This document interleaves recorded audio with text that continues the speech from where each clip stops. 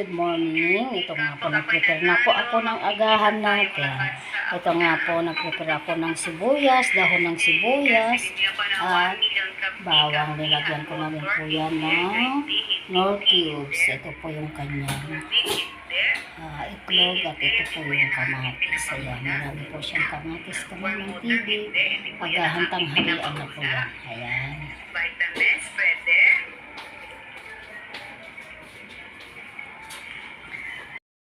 Mga TV, magigisa na po tayo ng simpleng lutong ulam dito sa bahay, pang breakfast tanghalian na. Ayan.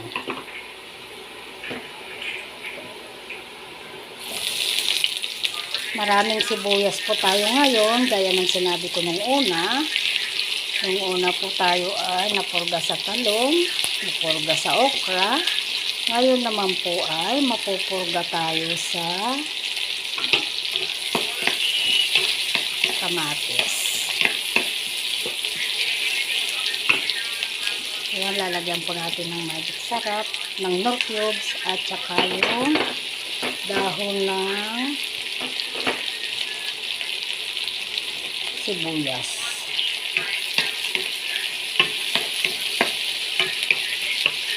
Tabayanan po natin, kamamang TV. Kapag luto na po ito, lalagyan na po natin ang kamatis. Na rin po natin ng kunting asin. Ilagay ang maraming kamatis. Ayan nga po. Ayan, yan ang sabi ko po, mapupurga po tayo ngayon ng kamatis. Hindi naman po kasi pwedeng pagtagalin ng kamatis kasi nga po baka po malusaw o masira. Ayan.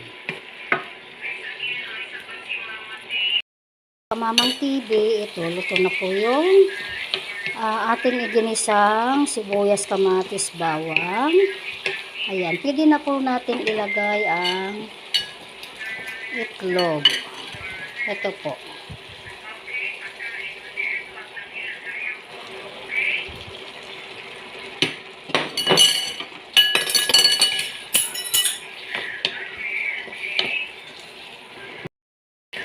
Ito na nga po, kamamang TV. Ayan.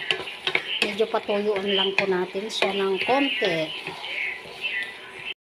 Sarap din po sana itong lagyan ng alamang bagoong, kaso po ay allergy po. Meron po tayong kasama sa bahay na may allergy. Kaya ito na nga lang po, kamamang TV. Ito po ay ilalagay natin sa lamesa at kung pwede rin po na mag-ihaw o maglaga ng talong o kaya pechay, isaw-saw nyo po dito. Kaya yan po, kamamang TV, luto na po siya. Ang inyong lingkod.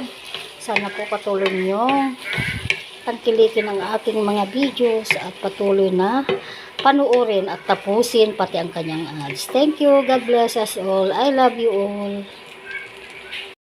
Po ang finished product ng ating lumuto. Yum, yum, yum, yum, yum. Yum, yum, yum, yum, yum, yum.